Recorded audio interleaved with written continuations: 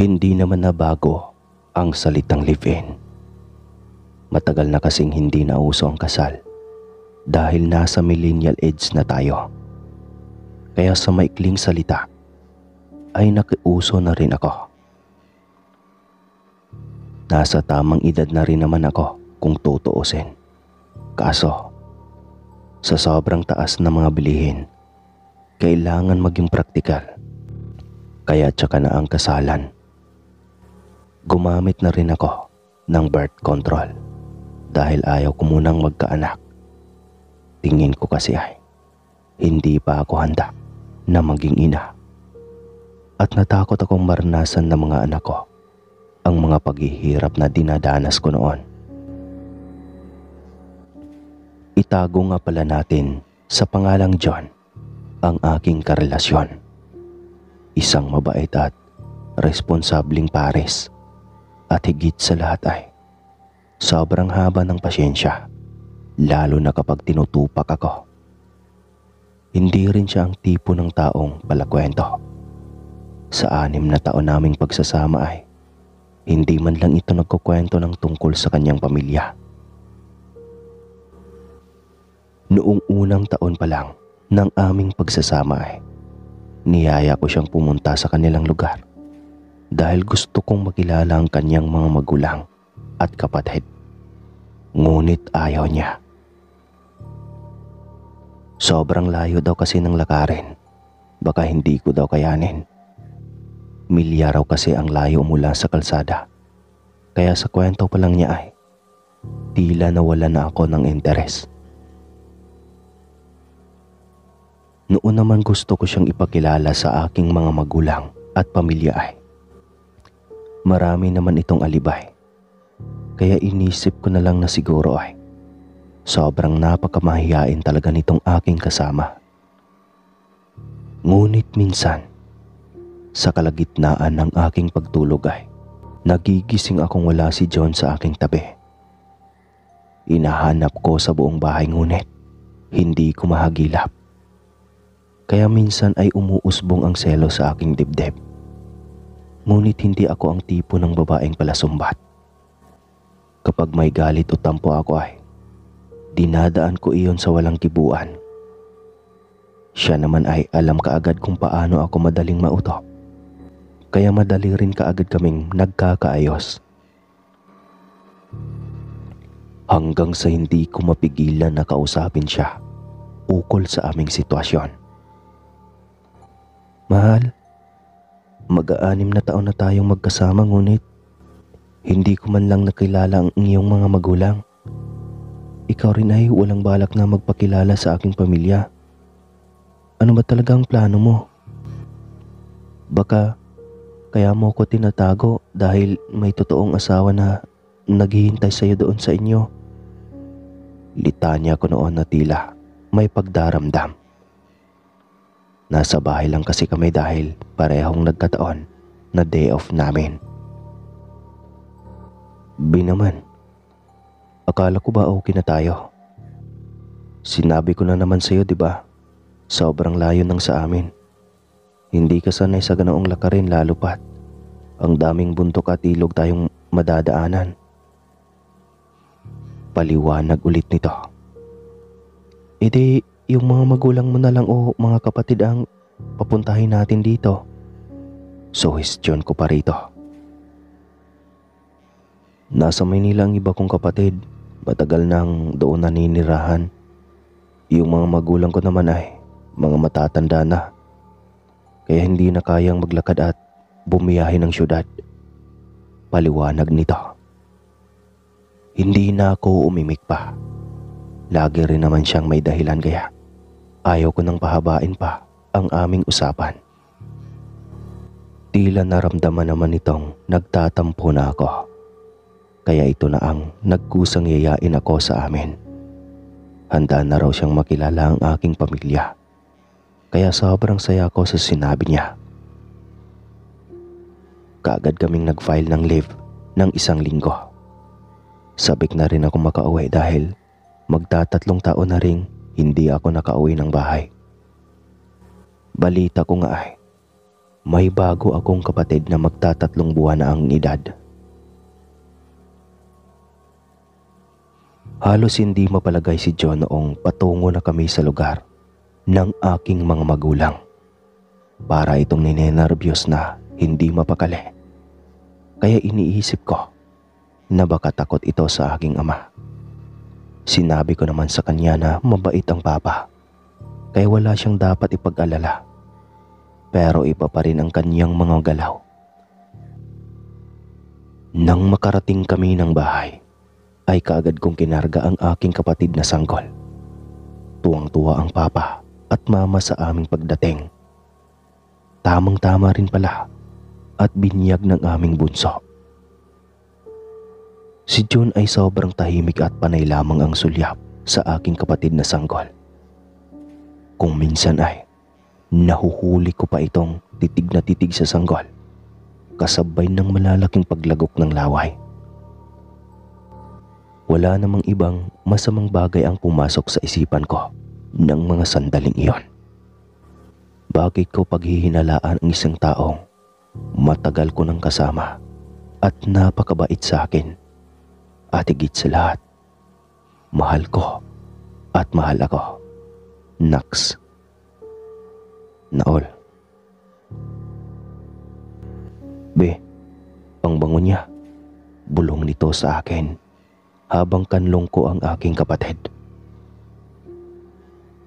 Hindi mo pa nga nakanlong at nahawakan, mabango na kaagad? Wala sa sariling tanong ko rito. Basta, mabango naman talaga kapag sanggol eh. Akin na, pakarga ng kapatid mo. Saad nito kaya dahan-dahan ko ring inalapag sa bisig niya ang bata para hindi magising. Ngunit wala pag ilang minuto ay halos namumula na ang bata sa kakaiyak. Todo sayaw pa ito para tumahan ngunit ayaw talagang tumahan. Kaya kinuha na ng nanay ang bata. Nanibago siguro yung bata. Hayaan nyo na. Magpahinga na lamang kayo sa loob at ilang sandali na lang ay luto na ang adobong manok na kinatay pa ng papa nyo para sa inyo. Uwi ka ng mama noon. Tuwang-tuwa naman ako lalo't paborito ko talagang ulam ang natibong manok o iyong tinatawag na manok Bisaya. Napakatamis ng karne ng manok na iyon at iyon lagi ang madalas na ipinapaulam ng papa tuwing may mga bisita kami noon. Kinagabihan, mabilis akong nakatulog dahil sa pagod sa mahabang biyahe. Nagising na lang ako dahil tudo iyak ang kapatid kong sanggol. Ang kapatid kong lalaki na kasunod sa akin na lasenggo ay puro pagmumura pa dahil naiingayan kay bunso. Nang hagilapin ko ang aking katabi ay hindi ko ito mahanap. Wala si John sa aming kwarto. Kaya nagtaka ako kung saan ba ito nagpupunta sa ganoong kalalim na gabi. Hindi naman nito pamilyar ang aming lugar, kaya bakit ito lumalabas ng bahay? Lagi na talaga nitong ginagawa ang lumalabas tuwing gabi. Hindi kaya't nag-i-sleepwalking ito, kaya hindi alam ang ginagawa. Minsan ay ito ang pumapasok sa aking isipan. Ilang sandali pa ay biglang may huni ng tiktik mula sa di kalayuan. Ang pag-iiyak ng sanggol ay patuloy pa rin. Napamura pa ang papa dahil sa tinagal-tagal raw namin sa aming lugar ay iyon lang ang unang pagkakataon na may tiktik na naligaw sa aming bakuran. Bigla akong kinabahan para kay John. Paano kung ito ang punteriyahin ng aswang? Ilang sandali pa ay paliit ng paliit ang boses ng tiktik. Inakala naming lumayo ito dahil nga mahina na ang boses. Ngunit laking gulat ko nang biglang may bumagsak sa kabilang kwarto. Ang kapatid ko palang lasinggo iyon. Dinukot daw siya ng aswang at hinila ang paa palabas ng bintana. Kaya sa sobrang takot na madala ay todo kapit ito sa headboard ng kanyang kama na yari sa kahoy. Natadyakan pa raw niya ang panga nito, kaya nang mabitawan siya ng aswang ay diretso hulog sa sahig dahil nawala ng balanse. Lumabas ako ng kwarto at hinahanap si John. Maging sila ni Mama at Papa ay nag-aalala na rin. Hanggang sa bigla na lang itong nawala at tumahimik ang buong kapaligiran. Tumahimik na rin ang bunso kong kapatid. At sa kakahintay namin kay John ay nakatulog ulit kami. Alas 4 na madaling araw ay nagising na sila Mama at naghahanda ng magiging almusal. Ngunit si John ay hindi pa rin umuwi, kaya mas lalo na akong kinabahan. "Ganyan ba lagi yung iyong kinakasama, Inday?" tanong ng Papa. "Opo, Pay. Duda ko nga baka nanaginip iyan at naglalakad ng tulog, kaya hindi alam ang ginagawa." Salaysay ko pa sa mga ito. "Nako, iyan lang kaya. Inday, matagal na tayo rito at may minsan walang tik-tik o wakwak akong narinig. Ngayon pa lang na nandito kayo." Wika ng Papa, kaya nahihimigan ko kaagad ang nais nitong tumbukin. "Tay naman, ang bait ni John para panghinalaan mo lang na isang aswang. Napakagwapo niya para maging ganoon ha. Hindi halata." Dinaan ko na lamang sa biro ang hindi naman halatang dismayado ako sa sinabi ng aking ama. Makalipas ang ilang sandali ay sa wakas, umuwi na rin si John. Sinalubong ko kaagad ito nang may pag-aalala. "John naman halos hindi ako nakatulog sa pag-aalala sa iyo. Saan ka ba nagsusuot? Alam mo namang baguhan ka sa lugar na ito." Salubong ko sa kanya. "Sorry be, nasa labas lang ako. Di kasi ako makatulog." "Naninibago siguro," sagot nito. Tahimik lamang ang Papa at Mama at walang ginawang reaksyon o komento man lang. Nang sumunod na araw ay hindi lumabas ng silid si John buong maghapon. Nakahiga lang ito at ang dahilan ay masama raw ang pakiramdam. Sinapo ko kaagad ang noo at lieg at napangiwi pa ito nang mahawakan ko ang tila malaking pasa sa kanyang panga. Doon ko lang napansing nagkaroon iyon ng tila malaking bukol. Higit na kapansin-pansin ang malaking pasa, kaya napatanong ako sa kanya. "Na paano to?" "Wala iyan be, huwag mo nang alalahanin." Wika nito. Sabay kubli nito gamit ang kanyang panyo. Doon na may tila umuusbong na hinala sa aking isipan. Hindi kaya't totoo ang sinabi ng itay na isang aswang ang aking kinakasama. Pinilit kong inuwaglit iyon sa aking isipan. Hindi ko nang tinapos pa ang isang linggong bakasyon.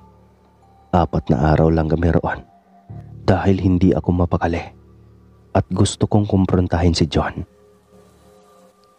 Pero ang sama ko naman yata kung iyon lang ang aking basihan para akusahan ang aking kinakasama. Paano pala kung nagkataon lang na sa panganatadyakan ng kapatid ko ang aswang at kasabay iyon ang pagka-aksidenteng nabangga o natumba si John? "Bakit ba parang pakiramdam ko ay may problema ka sa akin?" tanong ni John nang minsan niya akong nahuli na patingin-tingin sa kanya. "Wala naman. Bakit kasi hindi natin subukan na pumunta sa lugar niyo?" Wala sa sariling sagot ko. Hindi ko alam kung bakit iyon ang nasabi ko. Gayong hindi ko naman binalak pa na suungin ang lugar nilang iyon. "Kung iyan ang gusto mo, edi sige. Sa darating na Pasko ay dadalhin kita roon.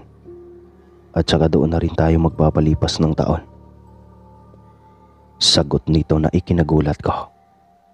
Maging ang sagot ni John ay hindi ko inaasahan na ganoon. Hanggang sa lumipas ang ilang buwan. Dumating ang buwan ng Disyembre. Gaya ng nasabi ni John, papunta kami sa bahay ng kanyang mga magulang at sobrang layo nga iyon. Ngunit hindi naman tulad ng sinabi niya na halos milya ang layo. Kaya ko naman palalakarin at ang bait rin ng mga tao roon. Ang iba na taga roon ay nakatingin sa akin nang may bahid ng pag-aalala. Hindi ko alam kung anong ipapakahulugan ng mga pag-aalalang iyon sa akin. Nako John, anak, sa wakas at nakapag-asawa ka na rin. Bigyan mo naman kami ng apo nang may mapapasahan tayo. Uwi ka ng ina nito. Nag-iwan iyon ng katanungan sa aking isipan. Nang hapon ding iyon ay niyaya ako ni John na pumunta ng balon upang mag-igib ng tubig. Malayo kasi ito sa kanila. Kaya nakaramdam ako ng awa sa mga matandang magulang ng aking kinakasama. Pero ang sabi niya ay, sanay na daw ang mga ito. Huling balik na lang namin para mag-igib ng tubig. Naiwan ako sa gitna ng aming paglalakbay nang makaramdam ako ng hingal dahil sa pagod ng parot parito. Masukal din ang daanan kaya hindi ko na natanaw pa si John sa aking unahan. Pambihira at nagawa nitong iwanan ako sa gitna ng masukal na daanang iyon. Namewang na lamang ako sabay pakawala ng buntong hininga. Marami na rin kasing pawis ang lumabas sa aking buong katawan. Nang may biglang umubo sa aking likuran, halos tumalon pa ako noon sa sobrang pagkagulat. Nang lingunin ko ay todo hingi ng paumanhin ang matandang lalaki mula sa aking likuran. Okay na po tay, wala pong problema. Nagulat lang talaga ako. Pero wala na po yon, paliwanag ko sa matanda. Bakit kasi wala kang kasama? Hindi mo ba alam na delikado ang lugar na ito? Saan ka ba uuwi? Tanong pa ng matanda kaya sinabi kong kina John at ako ang kanyang napangasawa. Nagulat pa ito at hindi na muling umimik. Bagkus ay tinitigan ako sa mga mata at matagal bago nagsalita. Sigurado ka? Kilala mo na ba ang pamilya niya? Tanong pa nito na tila may pag-alinlangan. Kaya nga po ako narito ay makilala ang buong pamilya niya, tay. Kaninang umaga lang ho kami dumating. Salaysay ko sa matanda. Sus, Ginoo. Tapos ikaw ang pinag-igib para siguraduhin pagod na pagod ka mamayang gabi at hindi na sila mahihirapan pa. Diretsong wika ng matanda. Ano pong ibig niyang sabihin, tay? Tanong ko rito nang nakakunot ang noo. Pamilya ng aswang ang napuntahan mo, kaya mag-ingat ka. Diretsong sagot nito na ikinagulat ko. Huwag na po kayong magbiro ng ganyan, tay. Huling sagot ko. Hindi ako natuwa sa sinabi ng matanda. Nainis ako sa pang-aakusa nito kay John. Subalit tinimbang ko rin ang sinabi ng papa noong nasa bahay pa kami nagbabakasyon. Maging ang minsang pagkawala ni John sa kalagitnaan ng aming pagtulog. Sinalaysay pa ng matanda ang tungkol sa pamilya ni John. Maging ang hipag nitong biglang nawala. At ang hinala nilang mga kapitbahay ay pamilya lang din nila ang may gawa. Kinain ng mga ito ang katawan ng kanyang hipag.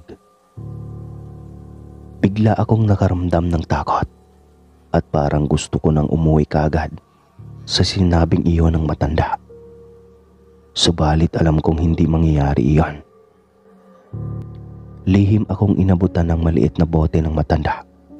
Hindi ko alam kung ano iyon. Subalit nagtitiwala na lang ako dahil ramdam ko ang malasakit nito.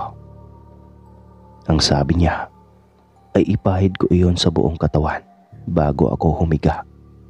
Dahil hindi ang mga ito makakalapit sa akin kahit ano pa ang kanilang gagawin. Tinuro din ito ang direksyon ng kanilang bahay sakaling tatakas ako sa oras na aatake na ang mga ito. Pinilit kong huwag matulog kahit anong pagod dahil minamatsagan ko ang kanilang mga galaw. Napatunayan kong hindi nagsinungaling ang kaninang matanda dahil dinig mismo ng aking tenga ang usapan ng magpamilya. "Ano, John? Tulog na ba?" tanong ng ina nito. "Oo, Nay. Napagod iyan sigurado sa mahabang biyahe at paglalakad. Idagdag pa ang pag-igib ng maraming tubig para sa sarili niya." Seryosong wika ni John. Hindi ko lubos maisip na ang mabait kong kinakasama ay handa akong ipagkanulo sa kanyang angkan para magiging pagkain. Walang halaga rito ang 6 na taon naming pinagsamahan. Mabilis kong dinukot ang maliit na bote sa aking bulsa. Pinunas ko ito sa aking buong katawan, gaya ng ibinili ng matanda. Ilang sandali pa ay naamoy malamang nito ang marahil ay langis na pinahid ko sa aking katawan. Kaya bigla ang mga itong nagkagulo. "Ano yan? Saan galing ang amoy na yan? Bakit ang sakit sa ilong at sobrang init?" Reklamo ng tatay nito.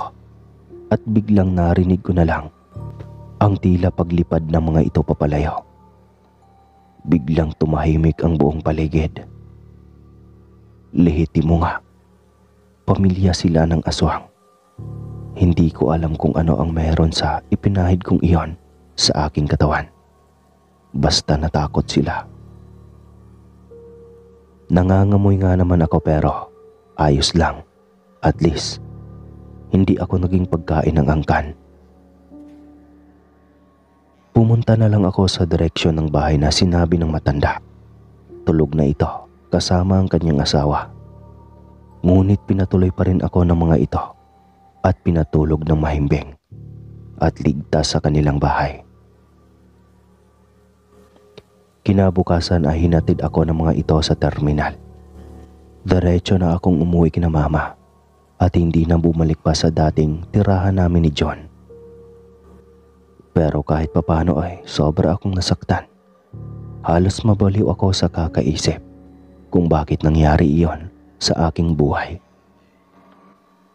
At simula ng araw na iyon at magpahanggang ngayon, hindi na rin ito nagparamdam pa sa akin.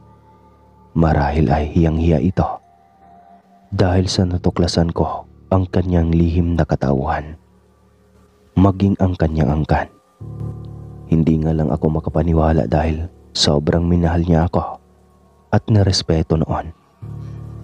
Paano niyang nagawa na sa isang iglap ay papayag na lang siya na maging pagkain ako ng kanyang angkan. At hanggang dito na lang po. Sobra talaga ako nalungkot. Naway nagustuhan ninyo ang kwento ko.